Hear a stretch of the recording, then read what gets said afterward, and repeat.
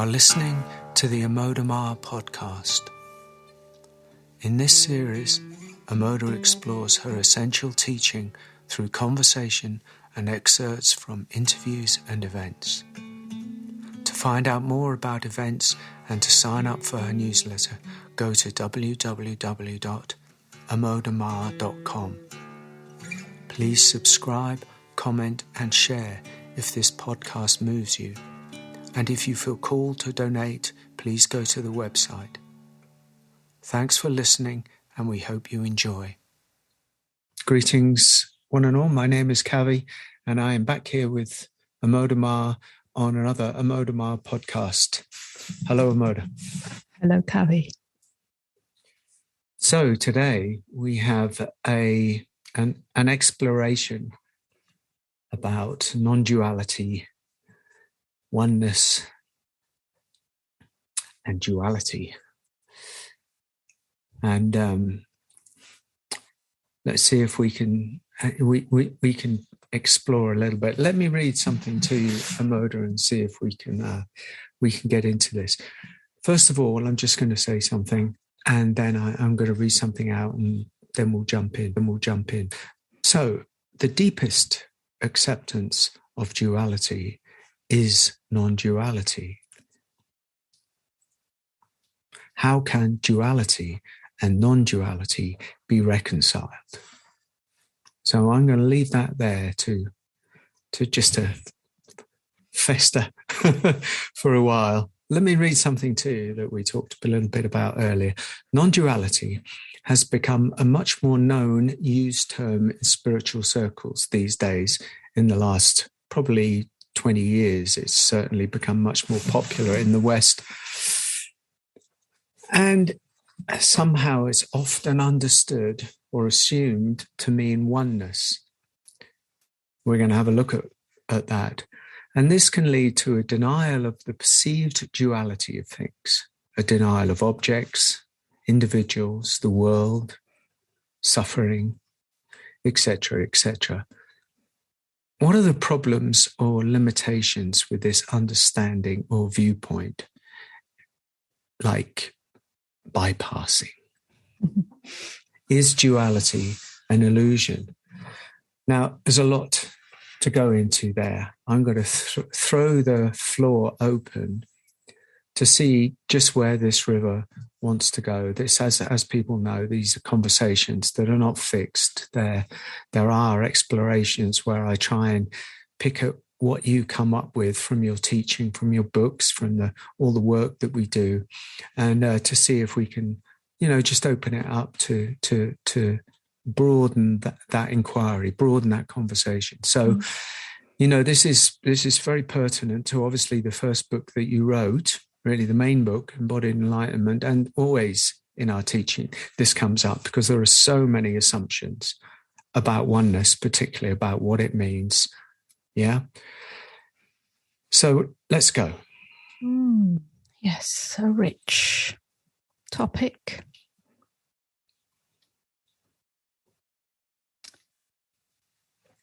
You ask, how can duality and non-duality be reconciled? I think it's right there that the problem or the misunderstanding arises, that somehow in the mind of the seeker or the one who is interested in spirituality, is on their own spiritual path and has come across this term or teaching of non-duality, has understood it, has even touched it. But right there remains something that is unexamined. It's as if the understanding of non-duality has been grasped by the unilluminated mind and become an opposite to duality.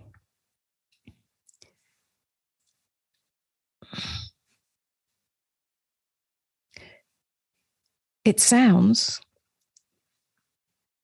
literally as the words are used, duality and non-duality, that they are opposites.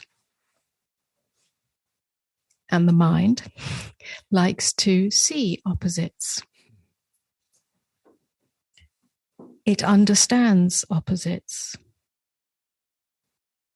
So duality and non-duality becomes misunderstood, misrepresented, and that leads to a whole host of problems. But before we discuss those, maybe just let me go into a little more deeply what that misunderstanding is. You said it a little bit earlier, that in the understanding or claiming, if even, of non-duality, or even the glimpse of non-duality, that then very quickly can lead to the conclusion that duality is an illusion, that the world that we see, the things, the objects, other people, and all expressions of that, the expressions are the very human experience of suffering and pain, the human experience of differences, differences in culture, differences in beliefs, and so on. That is all put into some kind of box or bag called illusion. And then this idea of non-duality, which is equated as oneness, is held onto very tightly.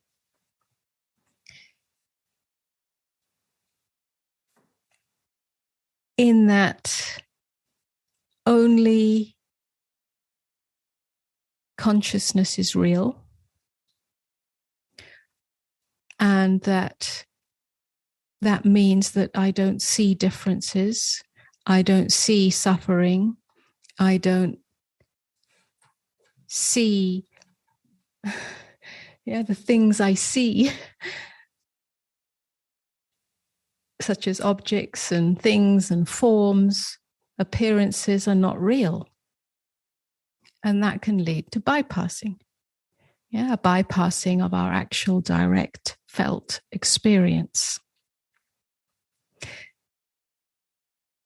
So this is when duality and non-duality have become opposites.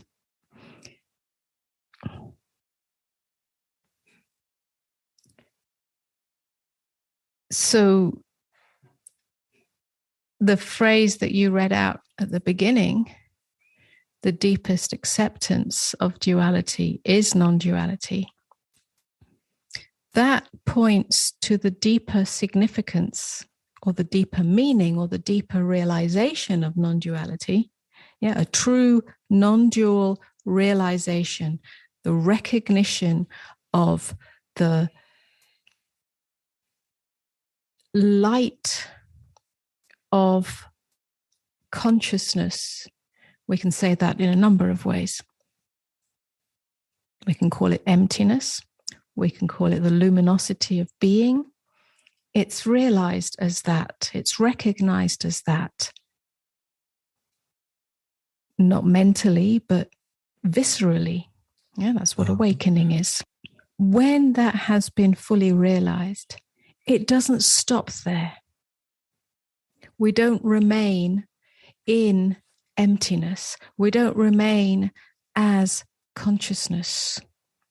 It's not separate from the world of seeming duality, of things, of objects, of seeming separation, of forms, appearances, everything that comes and goes, that we're not separate from that. Yeah, it's not a stance that is taken, a position that's taken, that it then is in opposition to duality or somehow negates duality. It returns to the world because the deepest recognition, the deepest realization is that everything that appears, all forms, all things, all individuations, all manifestations, all thoughts, all feelings, all energies, which are always going to be experienced as duality, because everything in the world of manifest form is in terms of contrasts and opposites. Yeah. The deepest recognition is that all these manifestations, all these individuations, manifestations, expressions, forms, appearances are inseparable from the light of beingness. In other words, they arise from and within that. That's the end or the collapse of spirit and matter. It's not that spirit and matter or consciousness and form, formless and form, emptiness and fullness are opposites. They are one and the same. That's the deepest meaning and the deepest realization of non-duality. And so that does not negate the experience of form.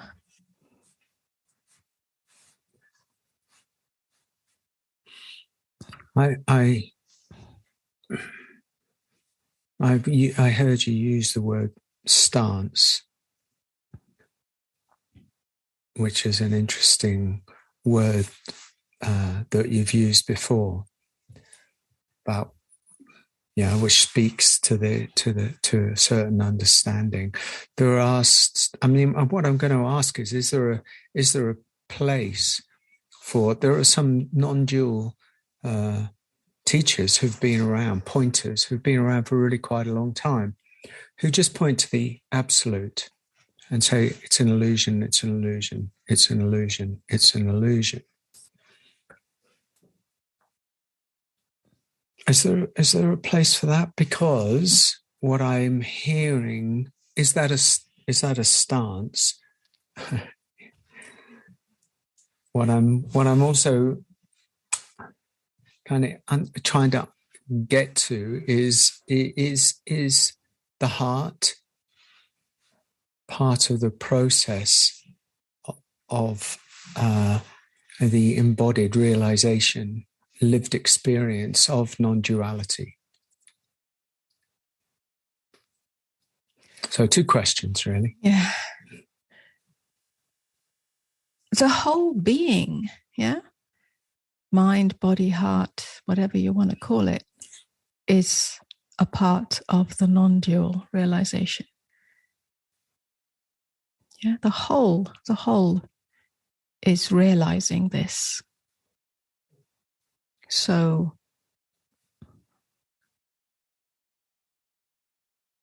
if we're referring to the heart as a deepening into the human experience, at least on one level, yeah, the deeper significance of the heart is a doorway to beingness, then of course that has to be included. And that's where it usually gets stuck. It becomes a stance, a mental stance, a philosophical stance, when the personal softening into one's own human experience is denied. That's called spiritual bypassing. So in that sense, yes, the whole being, the whole human has to be involved or realized in this non-dual awakening. Do spiritual teachers that point to only the absolute, only consciousness is real, the world is a dream, and so on. Are they spiritually bypassing? Well, I can't possibly know. Some maybe, and some maybe fully realized in the embodied sense, but like to point to that because on one level that's very valuable. That's right. Because the ordinary human being, if you like, or the self-realized human being is so steeped in the dream. Is so lost in the dream. Yes. It's like a swingometer, isn't it? And yet, at the same time, there's a danger in that, because the danger is a sort of encouragement of spiritual bypassing. Yes, and that's when many or some spiritual seekers, especially the more the ones who are newer to it, or some, I don't know, perhaps there are other reasons, really can grasp non-duality, because at some point it can easily be grasped. Once you get it, you get it. Yeah, I agree. But you can get it, but it hasn't gone all the way. Yeah, and that's right. When the whole being that you're talking about, the heart, the body, the human experience has to be included. So there's a truth in saying that it's all a dream. But the error is that it's not things that are a dream. It's not appearances that are a dream, that are not real. They do exist, because form and formlessness are one. Yeah, it's not that forms don't exist. Yeah, it's obvious that we can touch a table and that we can speak to another human being, that I am experiencing this body. Yeah, this is direct experience. It's not that is the dream. The dream is our interpretation of it.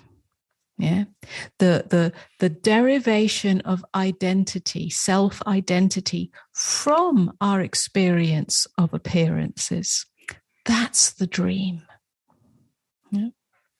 And when that has been seen through, then we can really fully accept the appearances, the forms, the play of forms, the lila, without getting lost in the dream that is created by the self that creates its identity out of those things.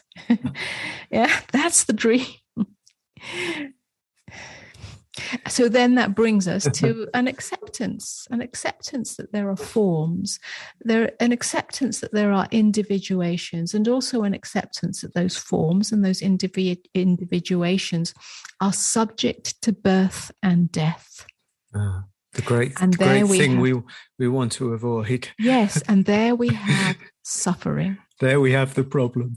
Pain, let's say. Well, suffering is the avoidance of that. But pain, heartbreak, the human condition, the human experience, I should say. Yes. Yeah? And that cannot be avoided. So the deepest acceptance of that there is a lila playing itself out, that there is birth, there is death, there is sun rising, sun setting, there is night, there is day, and so on and so on. That brings us to a very deep compassion, forgiveness, humility, maturity, and acceptance. And there, the non-dual realization supports us in that compassion, supports us in that acceptance, supports us in that forgiveness. And that is the end of personal suffering created out of getting lost in the dream of our own interpretations, our rejections, our avoidances, our resistances, our grasping, our aversion. That's the end. At the end. Well, it is in a sense, because it speaks to it on very, very clearly. When you're talking, what I imagine is that swingometer. And on the one hand, on the flat side of one side, it's the total identification of the human being with who we think we are. Yeah, identification with form. I am the wave. Period. That's it. End of story. There is no ocean. There's nothing. Just that. To then the other side, if we can just use sides as an idea, that everything is the ocean. The end. That's it. And nothing else matters. Yeah, because there are that's no all waves. There are no waves. Yeah, the wave is an illusion, which is there's a little truth in that. But what I hear is the collapse of almost both of those ideas into the middle ground, and the middle ground is where we don't really want to pitch our tent because it's too painful and it smashes our illusions. So it's like I'd rather have an illusion or a magical thinking or an imagined idea of what non-duality is, where there's no suffering, there's no nothing, because everything is just the ocean. Yeah. Yeah, well, the idea, I mean, first of all, the waves can't be illusions. Let's just look at it. Again, it's very literal. We take metaphors literally. Yeah, there are waves. There is ocean. The ocean and the waves are the same. The waves arise out of the ocean. They're inseparable. So the realization or the recognition of oceanness as your fundamental nature does not erase the waves.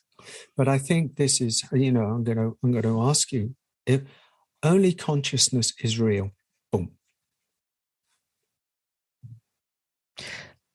I would say rather than that, which is prone to this very misunderstanding that we're talking about, we could say that consciousness is primary. Consciousness is fundamental. I don't know if that's consciousness is the foundation of all experience. Consciousness is the foundation of all manifestations. It's primary. It's what's here before the waves. Before the waves arise, there is ocean. Yeah. So we can say that rather than saying only consciousness is real, which is saying only the ocean is real, but the waves don't exist, or an imagination, but they do exist. Of course they do. That's the Leela, that's the play. They both exist at the same time. They're inseparable. I think I hear that you've got a more of a human, I don't like to use the word interpretation, but a human version of non-duality, whereas it's not a fundamentalist version of non-duality. Fundamentalist version is only consciousness is real. The wave is an illusion, doesn't and therefore it's irrelevant. Advaita, which is non-duality. Yeah? Non-duality is a modern day term for Advaita, the Advaitic teachings. Advaita Vedanta, that the understanding of Advaita is not that only consciousness is real and everything else is an illusion, but that all forms arise or are inseparable from consciousness. Just as the sun's rays are inseparable from the sun. They cannot exist without the sun. They're not, knowing yourself as the sun doesn't negate the sun's rays. That's the light of consciousness. Its very nature is to illuminate everything. And so it illuminates, as it illuminates, it becomes an individuation. It's expressed through an individuation. And that's the true meaning of Advaita. So it's not that I'm having just a human perspective on this. It makes it human. It embraces the human. But it's not, in that sense, it's the deepest realization of enlightenment, of awakening, of self-realization. And it's just been misunderstood. And therefore, it's the deepest acceptance of the nature of form, because form by its very nature is temporary. It arises as a moment, like a thought or a cloud or a wave or a human or an animal or a thing. And then it dissolves back into the formless from which it came anyway. And therein lies the rub, really, isn't it? Form is temporary. Yes. Now that we can say, yes, it's not an illusion, but it's temporary. It's not that it's unreal, but it's temporary. Yes. Now that's where we might have a little doorway into how this gets misunderstood. Yes, it is temporary. But in knowing that, in seeing that, in having a direct experience of that, then that means or leads to the end of the dream that I can hold on to that form, whether it's my form, someone else's form, the form of thought, the form of feeling. That's the dream. Yeah. So then there's a deep acceptance of the coming and going of all forms. That's right. Yeah. There's no denial of that, but there's an acceptance of the coming and going. Do you think it's part of the human condition to avoid the temporariness, a realization of the temporariness of things? Well, yes, because there isn't a recognition of consciousness as primary. Yeah, that is being lost in the dream of form. That's the extreme, if you like, of identifying with form. And if you identify with form, then there's going to be a fear of the loss of form or the temporariness, the impermanence of it. And then there's going to be a grasping for it or trying to hold on to it and so on and so on. So yes, but in the recognition, that's why we must come, or it's valuable and helpful and supportive and liberating to come to the realization that consciousness is primary, consciousness is essential. Who you are is that. And that starts to unravel the tentacles of identification with form, and that there is liberation. That does not negate the human experience whilst we're alive. Recognizing and unraveling, if you like, the identification with form does not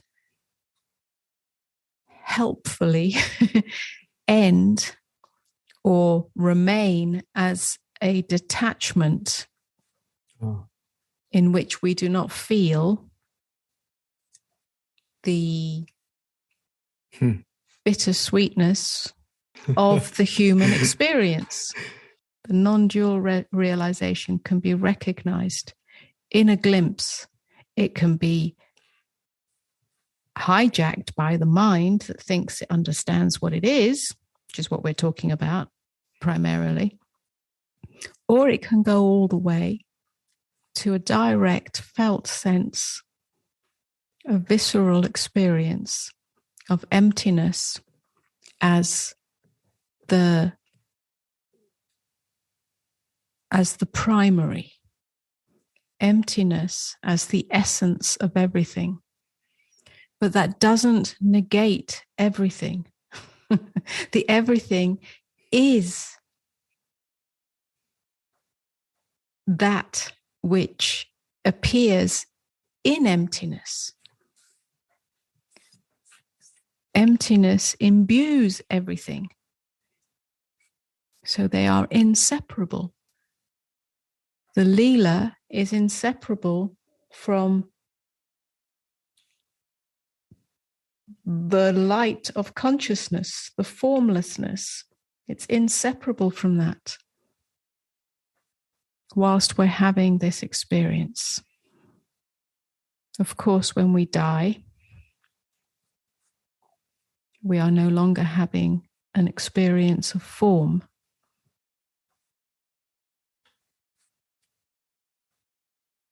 Yeah, so then form is not primary. Yeah, the wave merges back with the ocean temporarily or permanently. The ocean is primary. The wave is secondary, but they're not separate.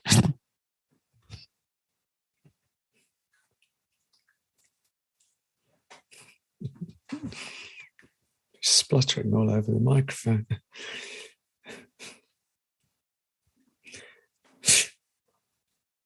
I'm afraid I'm going to ask you a really puerile question here.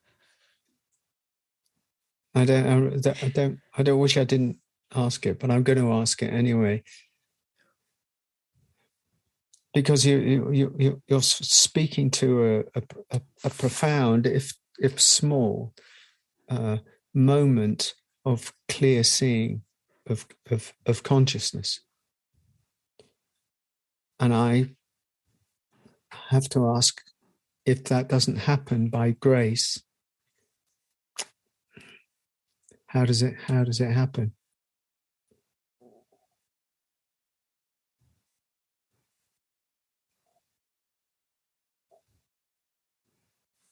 Is there anything the wave can do to realize its ocean nature? Well, when the wave finds itself at a tipping point of suffering, as it's about to crash onto the beach. Yeah, when its own waviness has become such a source of suffering, such a source of limitation, and it experiences itself as that limitation, the wave has become a problem to itself. Well, that's either the beginning of the spiritual search or the tipping point of the spiritual search, where true inquiry begins. What am I if I'm not this wave? And yet I really think I'm this wave. But this waviness... I really feel like I'm this wave. Yeah, but this waviness is a problem. It has become such a problem that I can't stand it anymore. Then that's the genuine search for freedom, liberation from waviness. Something inspires that, something catalyzes that. That's a little spark. And then we might go down a million different paths, some called spiritual inquiry, some called spiritual shopping bag, whatever, some called meditation, to find out what I am, what actually exists. Does anything exist beyond this experience of limited waviness? That's what, it doesn't give you a direct experience of consciousness. Nothing gives you that. Nobody can say when or how that will take place, but it starts that inquiry. So something shifts. You think that there is great value in that inquiry, the self-inquiry, who am I? Yeah. Am I this wave, or is there something more? Or yeah. I don't think that is a method or a formula. No, I'm not talking about that's it in what that way. Happens naturally. Right. Yeah. That's what happens naturally, organically, when this inner spark begins, because I say spark, but I'm not talking about this tipping point within. Yeah. Something starts to, like the tectonic plates inside starts to shake shift. a bit. Yeah. Shift. Yeah. Yeah.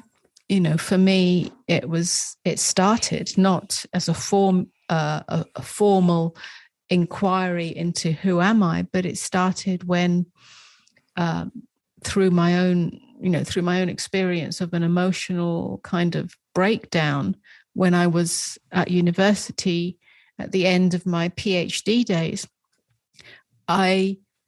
it kick-started this sort of organic inquiry. It wasn't a formula or formal kind of practice, but it was like, if I'm not this me that is the academic, Yeah.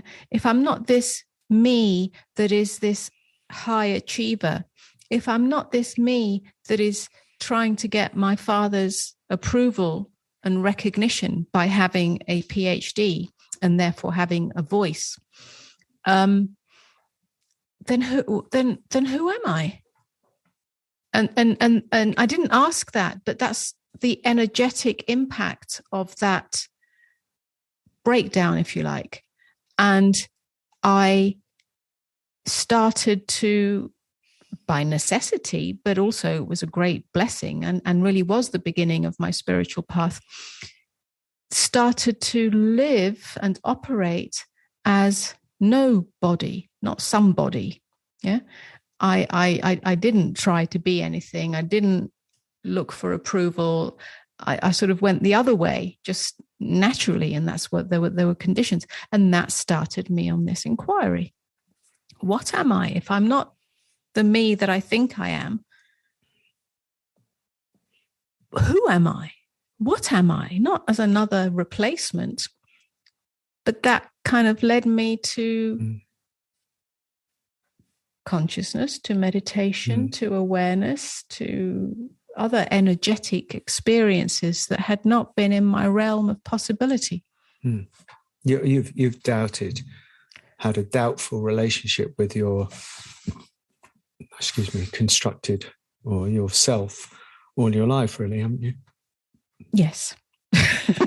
So that's made you, in that sense, it's made you a prime candidate for either insanity, breakdown, breakthrough, or this that you talk to. Yes, that's true. Yes, that has always been. There's never been a strong identity right from the beginning. So that was actually a curse turned into a blessing in some way.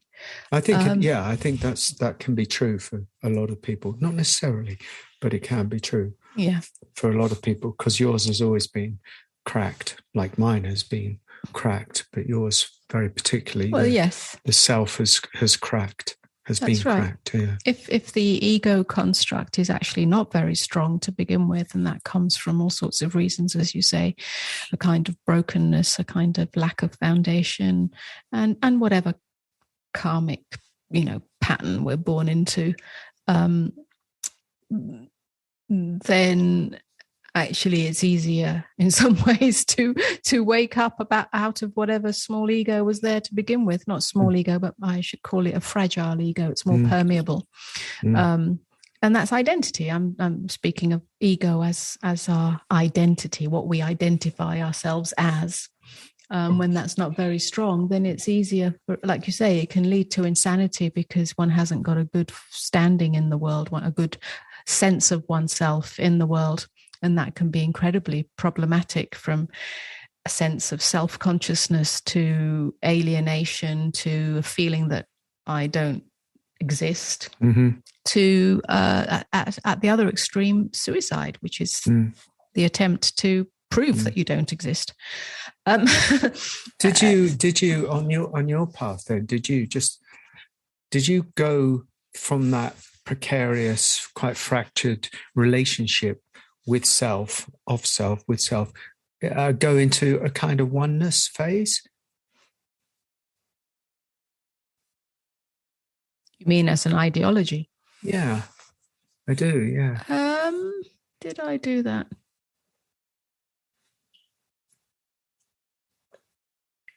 Well, I had a profound realization that we are all one.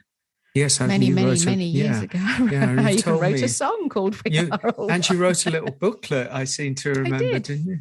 Yeah, I did. I'd love to hear the song. I don't remember it.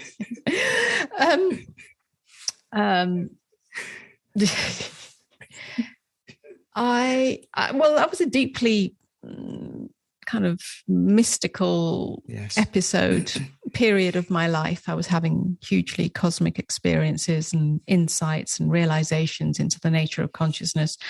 I was also immersed in, Buddhist meditation, although the Buddhism wasn't as important as the meditation, and so on. And I had a blinding insight, which doesn't seem like a blinding insight now, but at the time seemed to be, that we are all one. And what I meant by that was not that we were all the same, but that we were all born of the same source, which is consciousness. Yeah. And that was the beginning of something. It was a rudimentary doorway into a deeper realization.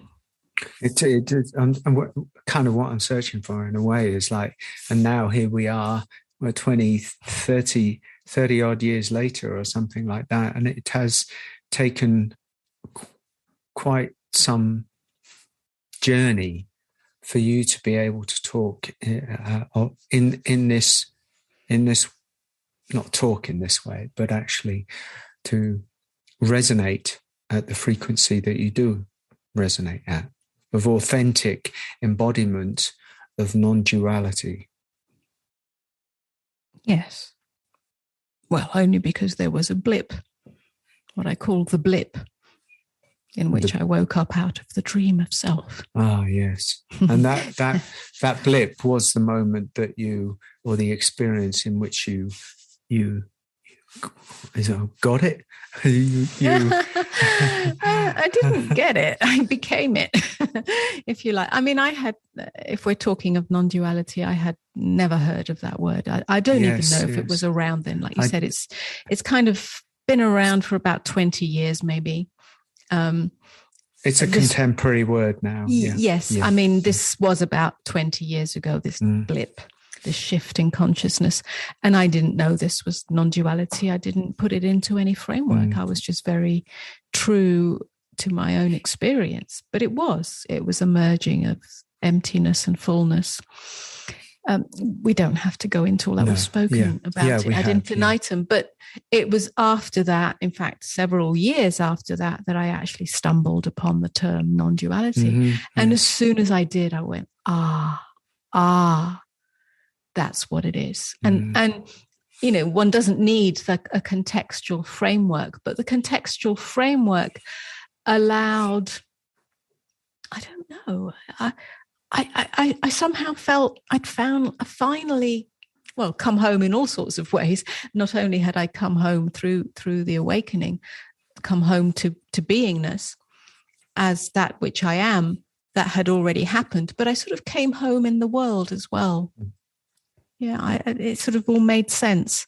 And so my understanding of non-duality comes directly from my own experience. It's only after that I can, you know, by listening to seekers in the non-dual arena, if you like, on the non-dual path, that I can speak to the subtle misconceptions, illusions, delusions, bypassing, and so on, that are part of the whole process. Yes, I mean, that has matured and become a much more integrated conversation now, I must say. I mean, I'll just add, you know, way back in the 90s, when I stumbled into the teacher that I stumbled into, you know, he gave us 2 books. And the first book was Rumi's poems, but the second book was Nisargadatta, I Am That. Nobody ever mentioned non-duality at all. So where there I was as a hapless, not even seeker, but a wandering fool, faced with Nisargadatta. And it tore me, shredded me. I had no idea what on earth was being talked about. And now, of course, Nisargadatta is like, you know, the man sort of thing. So it's fun. It's just those things are. Yes. Okay. I know that it's not a linear conversation. To me, this can't be a linear conversation, because it's involving a lot of very nuanced assumptions and et cetera, et cetera. But is there anywhere else we need to go with this at this moment?